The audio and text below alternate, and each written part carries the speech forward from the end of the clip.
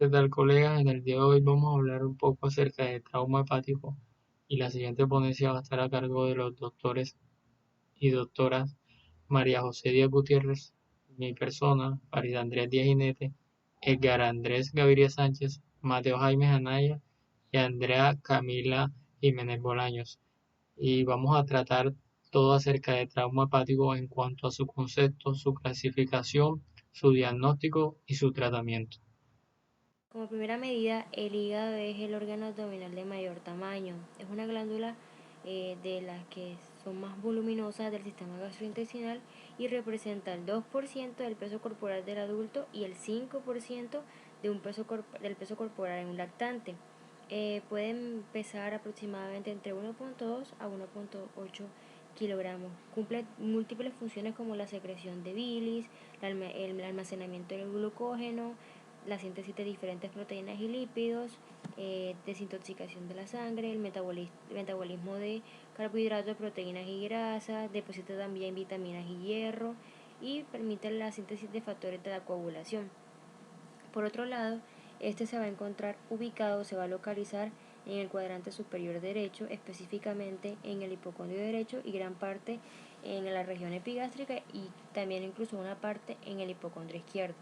Este va a tener una consistencia blanda y flexible, va a tener una forma piramidal y va a estar protegido por la caja torácica. Además, va a estar rodeado por una estructura rica en tejido conjuntivo llamada cápsula de Gleason.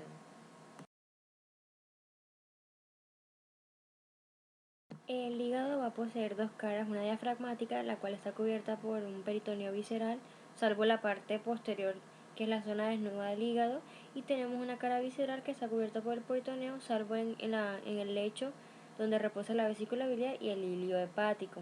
La unidad funcional del hígado va a ser el lobulillo hepático y dentro de ese vamos a encontrar, hablando un poco sobre su histología, lo que conocemos como espacios porta. Los espacios portas, también conocidos como triada portal, son aquellas áreas que tienen una forma de triángulo y que se van a ubicar en cada uno de los espacios que hay entre cada lobulillo.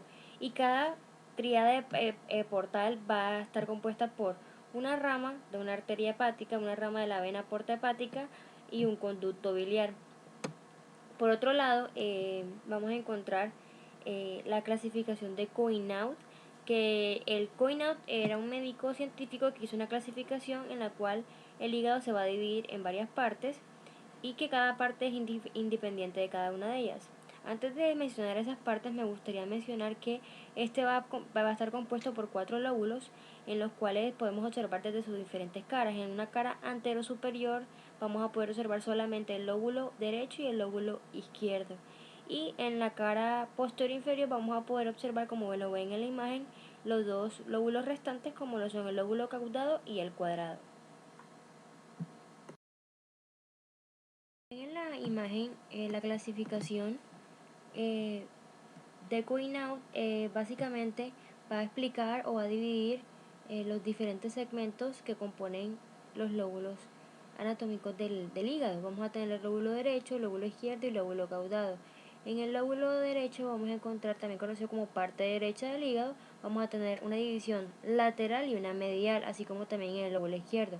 La división lateral derecha va a estar compuesta por dos segmentos, el 6 y el 7. El 6 va a recibir el nombre de segmento lateral anterior derecho y el 7 va a recibir el nombre de segmento lateral posterior. Por otra parte tenemos otros dos segmentos que componen el lóbulo derecho, que van a ser segmento medial posterior, que va a ser el número 8, y el segmento medial anterior, que va a ser el número 5. Por otro lado tenemos en el lóbulo izquierdo una división también medial que va a corresponder únicamente al lóbulo número 4, que va a recibir el nombre de segmento medial, y tenemos el segmento lateral que va a corresponder al número 2 y el número 3 que va a corresponder al segmento anterior lateral izquierdo. Y por otro lado se van a preguntar que dónde está el número 1. El número 1 le corresponde al segmento posterior, que está ubicado en el lóbulo caudado en la parte posterior del hígado, como ya lo mencioné anteriormente.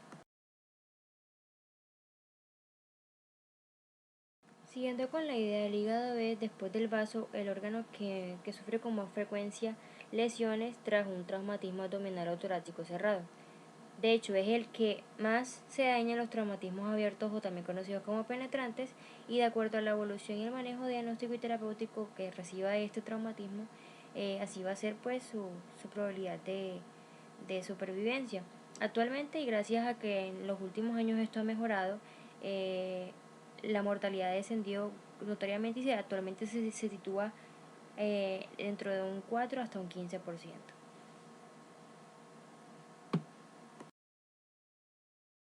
Bueno, como concepto general, el trauma hepático es una lesión del hígado por un trauma cerrado o penetrante, tanto del abdomen como de la parte inferior del tórax derecho.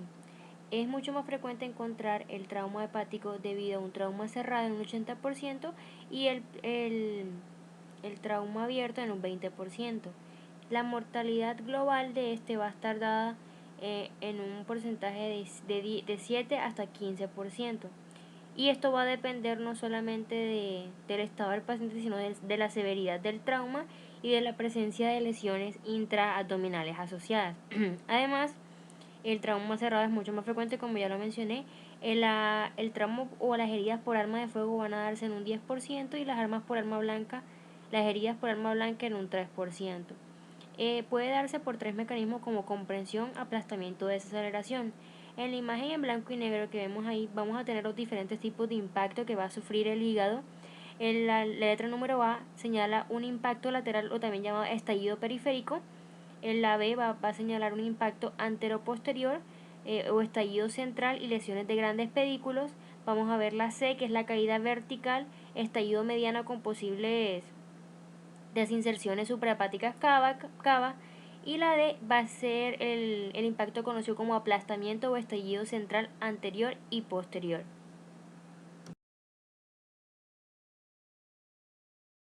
Según la causa, el trauma hepático lo podemos clasificar de dos maneras generales. Una que es el trauma cerrado, que se va a dar por dos mecanismos lesionales como lo son la comprensión y la desaceleración, y es cuando el mecanismo de injuria es la compresión brusca del abdomen superior o de la porción inferior del hemisferio derecho, como lo mencioné anteriormente. Por otro lado, tenemos que el trauma cerrado va también a conllevar o a explicar se va a explicar por medio de diferentes mecanismos fisiopatológicos, como ya sea la fractura hepática por desvitalización, amputación de segmentos. Puede también deberse por un componente penetrante, ya sea por una fractura costal asociada, que se da casi en el 33% de los casos, lesiones esplénicas en un 45%. También vamos a poder observar disrupción de la cápsula de Gleason o un hematoma subcasular o intrahepático. Por otro lado, tenemos el otro tipo, que sería el trauma penetrante o abierto, que se explica por medio de que los daños dependen del recorrido que tenga esta herida y del compromiso que tengan las estructuras, ya sea vasculares o biliares. Puede darse por el uso de dos herramientas, ya sea arma de fuego o blanca, siendo el arma de fuego mucho más común, que va a producir un trauma mayor con desvitalización asociada al parénquima. Recordemos que cuando hablo de arma blanca, pues no me refiero a arma cortopunzante. A continuación hablaremos un poco sobre lo que sería la clasificación del trauma hepático. Encontramos diferentes tablas o clasificaciones del trauma hepático. Sin embargo, hay una principal que es la más utilizada, que es según la AAST, que por sus siglas hace referencia a la American Association for the Surgery of Trauma. Entonces, esta la clasifica en 6 grados. Como lo vemos en pantalla, podemos clasificar el grado 1 en tipo hematoma y laceración, y la descripción sería subescapular no en expansión menor de 10 centímetros de área superficial y que puede haber un desgarro capsular no hemorrágico menos de 1 centímetro de profundidad en el parenquima. Tenemos el grado 2, que vendría siendo también hematoma laceración, sin embargo es subescapular, pero su expansión no pasa del 50% de la superficie y hay un desgarro capsular con hemorragia activa de 1 a 3 centímetros de profundidad. Continuando con el grado 3, encontramos al igual hematoma y laceración, subescapular mayor del 50% del área de superficie y la cápsula está rota con hemorragia activa y la profundidad es mayor de 10 centímetros. Como grado 4 encontramos trauma intraparenquimatoso roto con hemorragia activa y hay rotura parenquimatosa que incluye del 35 al 75% el lóbulo hepático. El quinto grado ya encontramos otro tipo que vendría siendo laceración y vascular, que hay rotura parenquimatosa que incluye más del 75% del lóbulo hepático y a nivel vascular encontramos lesiones en las venas yuxtahepáticas. Y por último, y más grave caso, vendría siendo el sexto, que es de tipo vascular y que vendría siendo lo que sería arrancamiento hepático, o también conocido como avulsión hepática.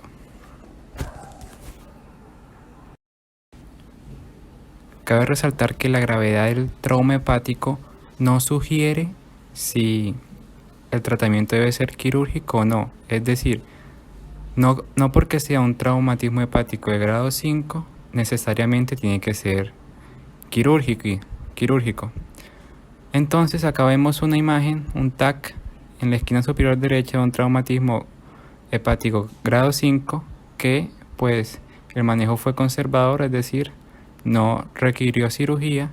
Y acá y en la esquina inferior izquierda vemos un traumatismo hepático grado 4 que en este sí se prefirió tomar el camino quirúrgico.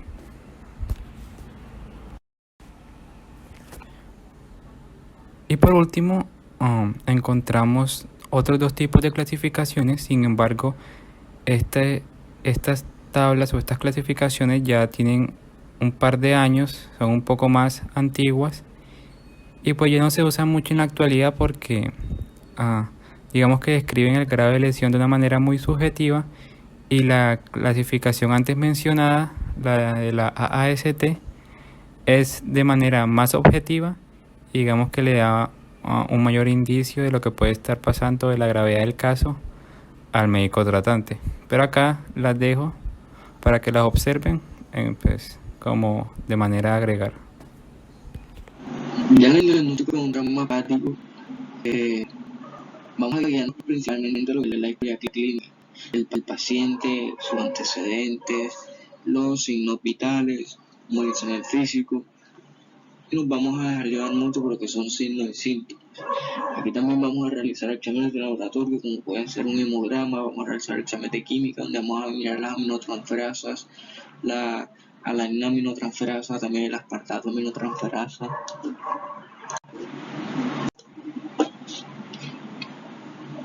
Entre otros métodos diagnósticos vamos a tener también lo que sería la radiografía de tórax. Vamos a tener también los métodos de radiología vascular intervencionista. Y vamos a tener también el gold standard, que lo da en este caso la tomografía computarizada multicorte. Aquí podemos ver, por ejemplo, lo que es un viroma postraumático. ¿Qué tal, compañeros? Yo soy Farid Andrés Díaz Jinete y les vamos a hablar un poco acerca del tratamiento conservador o tratamiento no quirúrgico. Tenemos que el trauma hepático se va a clasificar en diferentes grados. Tenemos que en cuanto a esta clasificación vamos a encontrar desde el grado 1 hasta el grado 6, teniendo en cuenta que el tratamiento no quirúrgico o conservador se va a aplicar en el 50 al 57% de los casos de lesiones hepáticas, y que en estos casos el paciente se encuentra clasificado entre los grados 1, 2 y 3, que es donde más muestra éxito, un éxito del 94, un 99, un 97%. Del tratamiento conservador sin mortalidad relacionada con lesión hepática.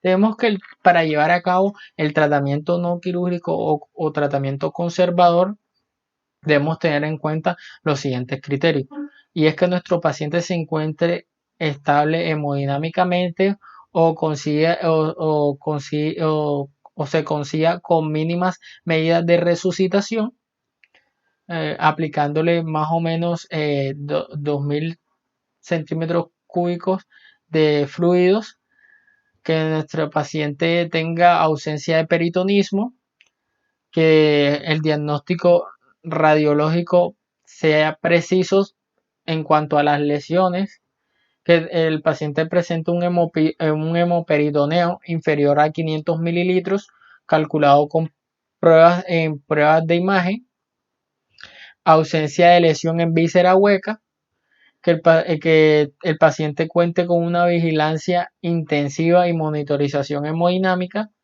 que contemos con una disponibilidad inmediata del quirófano y que contemos con el consentimiento informado por parte del paciente y su familia. Tenemos que se han evidenciado múltiples casos en los cuales se hace referencia a la eficacia del tratamiento no quirúrgico en trauma, en trauma causado por heridas por armas blancas, teniendo en cuenta una cuidadosa elección en cuanto al paciente que le vamos a aplicar el tratamiento conservador. Y para esto debemos tener en cuenta que hay tres criterios que tienen mayor relevancia en cuanto a la elección de un paciente que le vamos a aplicar el tratamiento conservador. Y es que nuestro paciente tenga una estabilidad hemodinámica, una ausencia de peritonismo y una ausencia de lesión de víscera hueca. Bueno, yo les quise traer un caso clínico en el cual podemos evidenciar la eficacia del tratamiento conservador. Y en este caso vamos a tener que es un varón de 33 años que no tiene antecedentes patológicos de relevancia, que va a acudir a nuestro servicio de urgencia tras sufrir una agresión con arma blanca. El paciente se encontró permanentemente consciente y orientado, con una presión arterial de 120/60 milímetros de mercurio, una frecuencia cardíaca de 90 latidos por minuto y una saturación del 99%. Hasta ahí podemos evidenciar que nuestro paciente se encuentra hemodinámicamente estable. A la exploración física,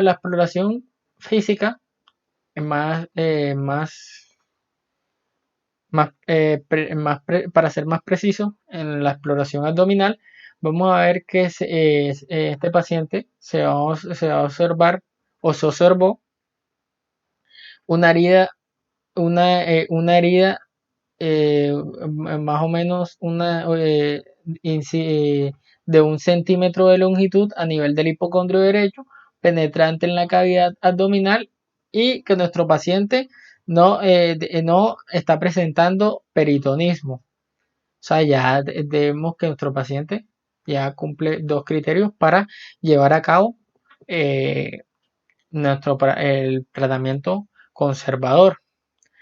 Y que a nuestro paciente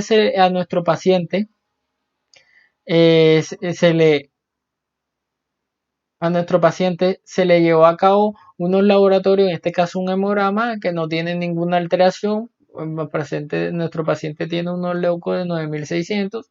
En cuanto a la función hepática, todo sale normal. En cuanto a sus tiempos de coagulación, todo se encuentra normal, y a nuestro paciente se le va a practicar una tomografía computarizada con contraste, que esta nos va a arrojar una evidencia de una laceración hepática en todo el segmento 4, y que según la clasificación lo vamos a hallar en grado 3. Este paciente va a presentar un abundante hemoperitoneo sin extravasación activa de contraste ni otras lesiones concomitantes. A este paciente, como podemos ver, cumple con todos los criterios para aplicarle un tratamiento conservador. más objetivamente con los criterios relevantes.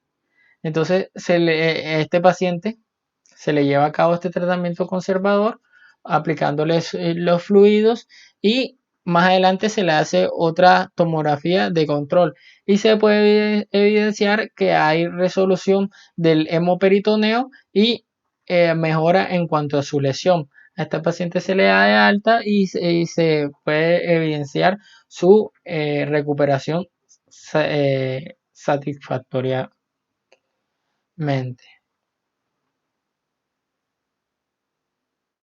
En las complicaciones tenemos que entre el 5 y el 42% de los casos presentan alguna complicación asociada al tratamiento no quirúrgico. Estas complicaciones pueden ser hemorragia, fuga biliar, hemobilia, síndrome compartimental abdominal, presencia de otras lesiones viscerales inadvertidas, necrosis hepática y absceso hepático. La mayoría de estas complicaciones puede resolverse de forma conservadora, aunque un pequeño porcentaje de casos necesitará una intervención quirúrgica. La morbilidad está directamente relacionada con la gravedad de la lesión hepática. Tenemos que es de 0% en lesiones de grado 1 y 2, de 1% en lesiones de grado 3 y de 21% en lesiones de grado 4 y en lesiones de grado 5 de un 63%.